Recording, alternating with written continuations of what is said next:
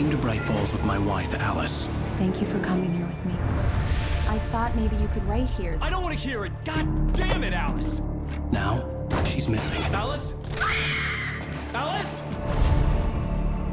I woke up behind the wheel of a crashed car. I'm missing a week. I was attacked by shadowy men straight from a nightmare. The sheriff took me to the lake Alice and I had stayed at, but the cabin had disappeared.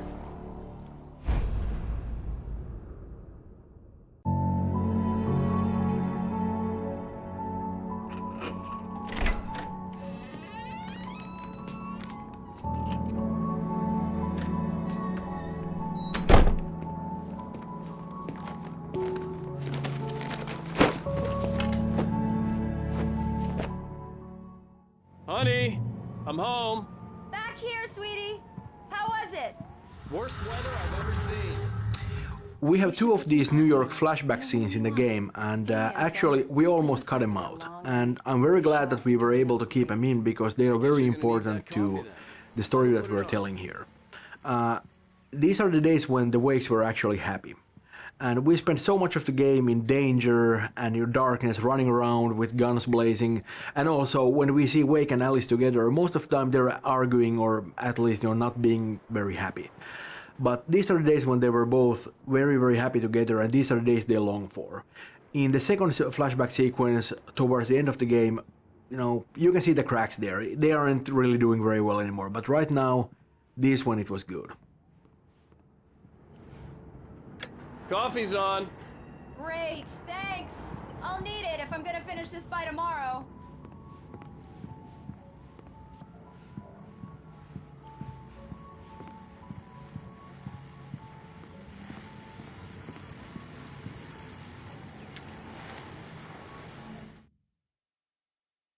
This was a late goodbye.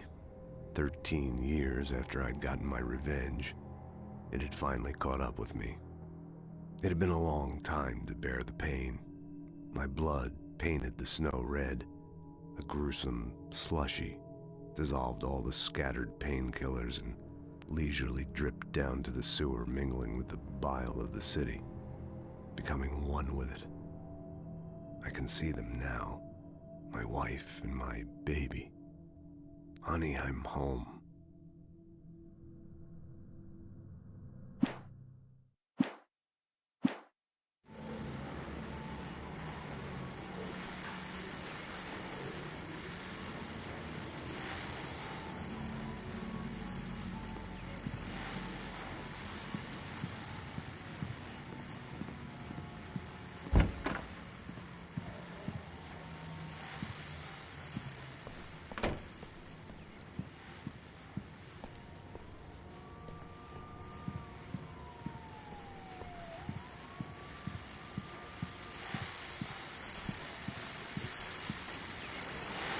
The continuing freezing rain and heavy snowfall have necessitated a winter storm warning in the entire tri-state area. People are advised to stay indoors as many roadways are already closed, and city officials are not expecting snow crews to keep up with the weather. We're now on the third day of the blizzard, and the weather is not expected to clear up anytime soon.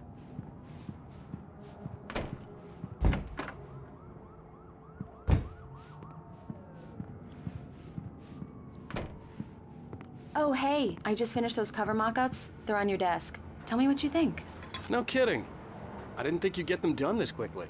On occasion, I can perform all sorts of miracles, my dear. Oh, really? Well, you seemed to think so last night.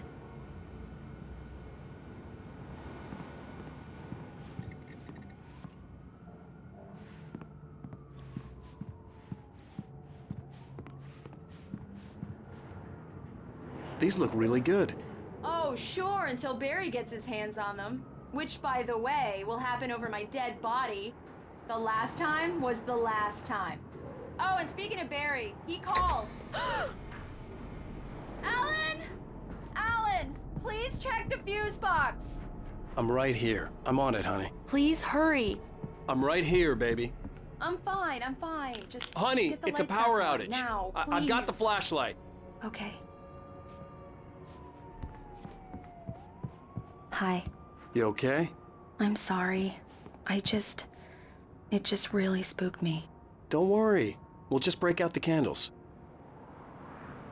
I know it's stupid, but it's just... especially when I'm not prepared for it, you know? It gets to me. I love you. Tell me a story, Ryder. Okay.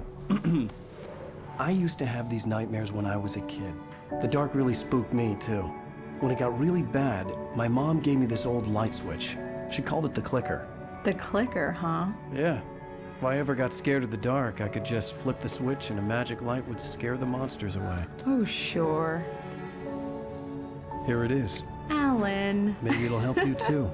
Yeah, nice story, Ryder boy. You made that up right now, didn't you? No. Seriously. I love you, even if you are a liar. Thanks for this.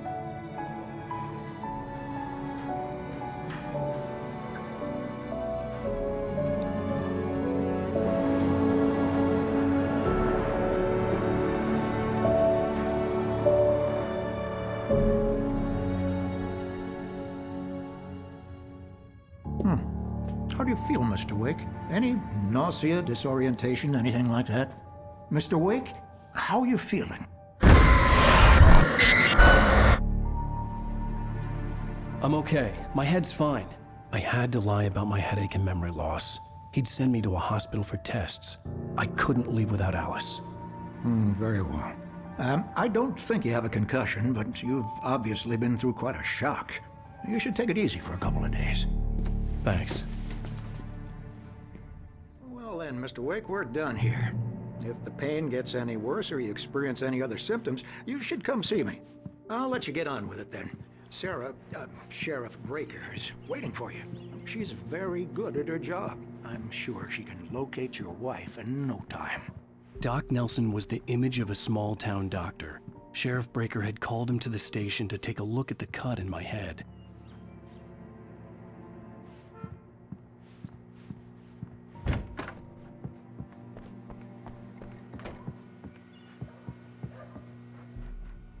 Thank you for testing the lights, Miss Weaver. Everything seems to be fine. I don't have the luxury of being complacent, Deputy Grant. The bulbs will need changing soon. You can't change them in the dark. I'll be sure to take care of it, Miss Weaver. Have a nice day now. Very good. I'll come back later on to remind you, just in case. Yeah, it's Mulligan here. I'm at Stucky's gas station with Thornton. There's no sign of him. Over. Wait. Yeah, this is Thornton. Look, we've located the parade float. It's here. That's some good news, right? Stucky was supposed to be driving it at the rehearsals today. Over. Oh, give me that. Mulligan here. Looks like someone really thrashed the garage. Over. Okay, roger that, guys. Keep looking for Stucky. Jane's out. Alice looked through the viewfinder, lining up the shot. Cauldron Lake was breathtaking. Something caught her eye. A figure standing in the shadows behind the cabin, like a thin woman in a black dress. She lowered the camera and looked again. No one there. Just a collection of bushes that looked vaguely human-shaped. She shook her head and laughed.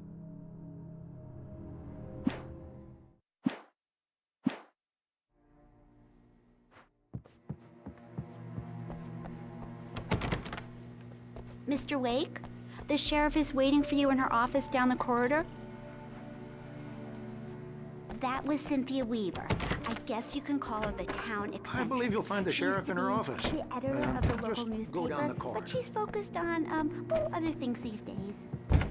Come in, Mr. Wake. Your phone's on the desk. The battery was dead. It's charged now.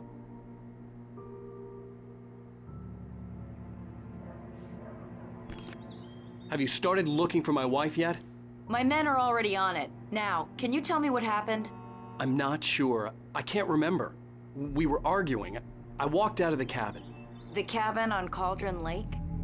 How did you end up at Stucky's gas station? I wanted to tell her what had happened last night, but I couldn't. She'd lock me up. Excuse me. I need to take this. Hello? Alan, please help me. Alice? Stop talking to the law. You'll do exactly what I say if you ever want to see your wife again. Who is this? Go to the back lot. There's a hole in the fence on the left. Look inside the junker. I left a little something there to convince you we're all on the same page here. After you ditch the cops, you're gonna meet me in Elderwood National Park. There's a spot called Lover's Peak. Midnight. Don't do nothing stupid, pal. We're watching you.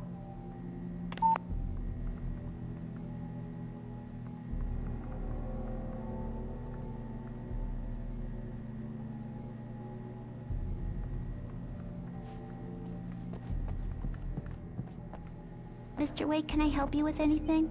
I need to get some air. The sheriff said I could go out back. Of course, Mr. Wake. You can get there through the cell corridor. Just don't mind Walter in there. He's one of our regulars. I thought he'd quit drinking for good. Oh, no such luck. He went on a bender and beat In many small towns, life is peaceful and not that much happens that really requires police intervention. Such is the case with Bright Falls also. And the sheriff's station is really a friendly, almost cozy place. Indeed. In spite of its human mask, to describe the Dark Presence as intelligent would have implied human qualities on something decidedly inhuman. Nonetheless, it found the one spot in the diner that was dark enough. Some light spilled into the corridor, ravaging it. But it took the pain. Horrible as it was, the writer would soon fix that. He would be coming to the one place where it still had power.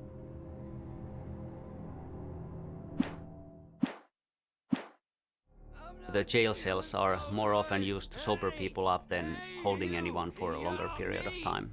Can you turn the lights on?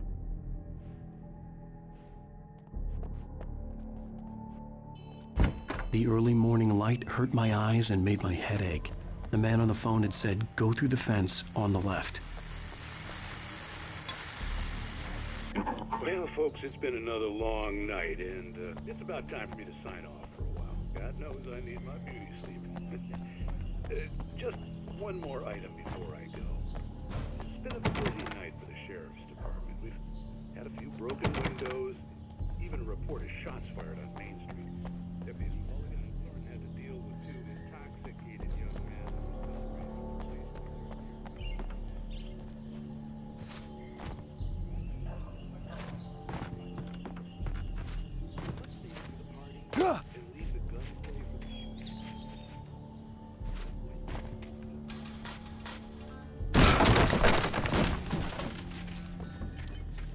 Alice's driver's license had been placed on the front seat. The caller meant business. Barry? Ow! Ow! Thank God! Where the hell have you been? I've been trying to reach you for a week, you and Alice. Oh, I've been worried sick. I flew out yesterday. I'm here in Bright Falls. Barry, listen to me. I'm at the sheriff's station.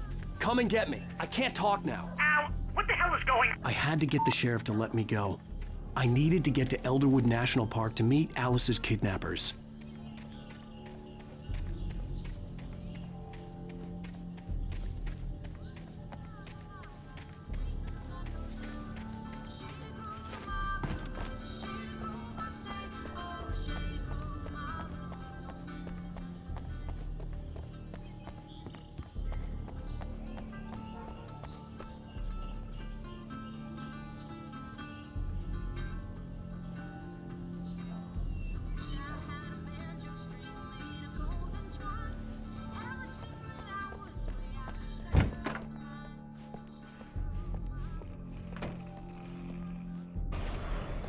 A writer is a light that reveals the world of his story from darkness, shapes it from nothingness.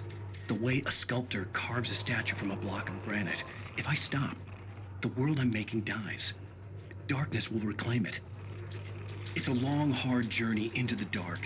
Alice's life is at stake, but I can't think about that. Marvelous, Sarah. I just wanted to settle all the damage the Anderson brothers might have inadvertently caused. Are you feeling any better, Mr. Wake? I'd like to leave. Am I free to go? Well, we still need to talk about... Am I under arrest? No, of course not. But I need to know where you'll be staying so I can get in touch with you. I'd avoid the motel. The Majestic is known for its roaches. The cabins at Elderwood are pretty nice, though. That sounds perfect. I'm Dr. Emil Hartman. I'd like to invite you to stay at Cauldron Lake Lodge. Did you talk to my wife? I had the pleasure of discussing your situation with her on several occasions. Did you set something up with her? I invited her here. My clinic is a place where... Oh, hey! Oh, my! Take it easy. Hey, nobody move! Get your hands off of my client! Who are you? I'm Barry Wheeler, his agent. If you have business with Mr. Wake, you talk to me. You yokels won't know what hit you once I sick my lawyers on your asses. No harm done, Sarah. I'm all right. I don't want to press charges. Mr. Wake, my offer still stands. Get me out of here. What the hell was that about, Al? We don't need a replay of that thing with the paparazzi. I thought they were gonna lock you up. I had to talk to someone. I told Barry everything. He thought I was certifiable, but when he heard about the manuscript, I had him. The fact that I'd written something, even if I couldn't remember it, was enough for him. He smelled money. And he believed that Alice had been kidnapped. Anything beyond that was another story. I had a midnight appointment with the kidnapper in a place called Lover's Peak, somewhere in Elderwood National Park. The plan was to rent a cabin. I don't like it, Al. I don't like any of it. It's not good. In fact, it's the absolute opposite of good. Mr. Wake! Barry, you found him! Hi, Rose. Oh, wow. I was just thinking about you, too. Great. I was just bringing Rusty some coffee. He's on the balcony, looking after Max. Poor thing. I really need to go. Great to see you again, Mr. Wake. Later! Who's Max? What an airhead. Jeez, Mr. Takes a swing at everybody. This is not her fault. She's a very nice girl and, more importantly, a fan. She even has a fan The visitor center is the hub of Elderwood National Park area. It's a place where you can get information about the local wildlife, directions if you are going out hiking in the forest, or keys if you are renting one of the cabins in the area. It also has a nice cafeteria which looks out into the forest. It's a bright and beautiful place to stop for a while and have a cup of coffee, but it's also filled with lots of stuffed animals and mammoth skeletons and so forth, so it's not really a place that you'd want to visit at nighttime, which is what you will be doing. I'd come here to rent a cabin where I could wait till midnight. When was the last time you slept? Are you high? Have you been drinking? No! Look, Barry, I'm missing a week, and someone's got Alice, and everything's just... Do you understand what it sounds like when you say stuff like that? Don't get me wrong, it's a good story, could be a bestseller. But when you start confusing fiction with reality, you're buying yourself a ticket to the funny farm. Wait here.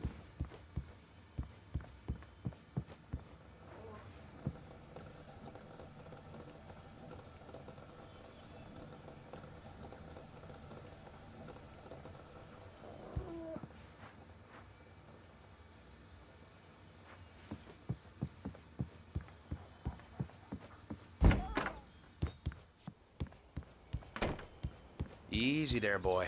I'm almost done. Hey, Rusty, right? You rent cabins. Oh, Mr. Wake. I'd shake your hand, but mine are kind of full here. Actually, I'm sorry about this. Would you mind grabbing the registration form from the desk? It's just across from Bucktooth Charlie. Okay, sure. What happened? Crazy poachers. Max here got his foot caught in a trap. They're illegal to use here. Hell, you're not supposed to hunt within the park at all. But that doesn't stop some lowlifes. Well, at least Max is gonna be okay.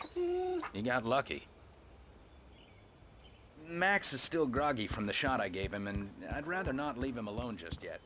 The form's on the desk across from the mammoth You can't skeleton. just go and meet a kidnapper.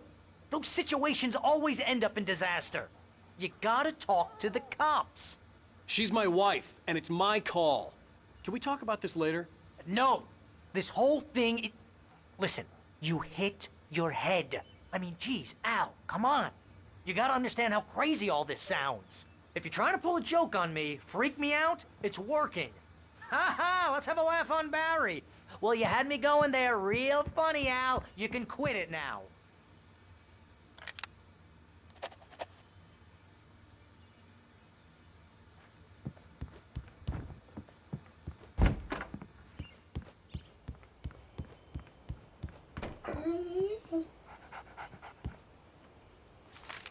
I think this is the form you wanted.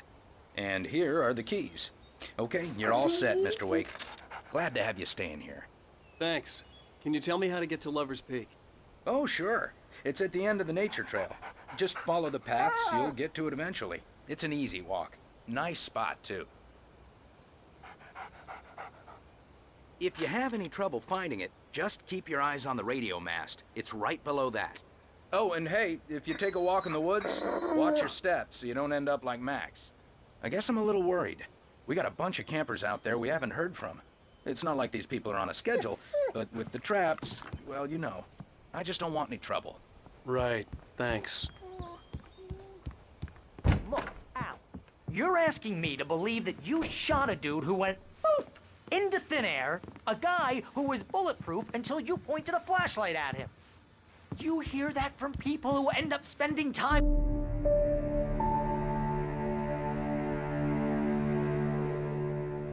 That's just crazy talk, Al. Al? Al? We should go to the sheriff or call the FBI? Damn it, Barry, they'll kill her! This is not a goddamn debate, Barry. I'm going to Lover's Peak. He said to come alone. Okay then. I understand. You're my best friend, and I'm worried that you're not right in the head. Tell me what to do to help, and I'll do it. You stay here, and if I'm not back by morning, call the cavalry. Achoo!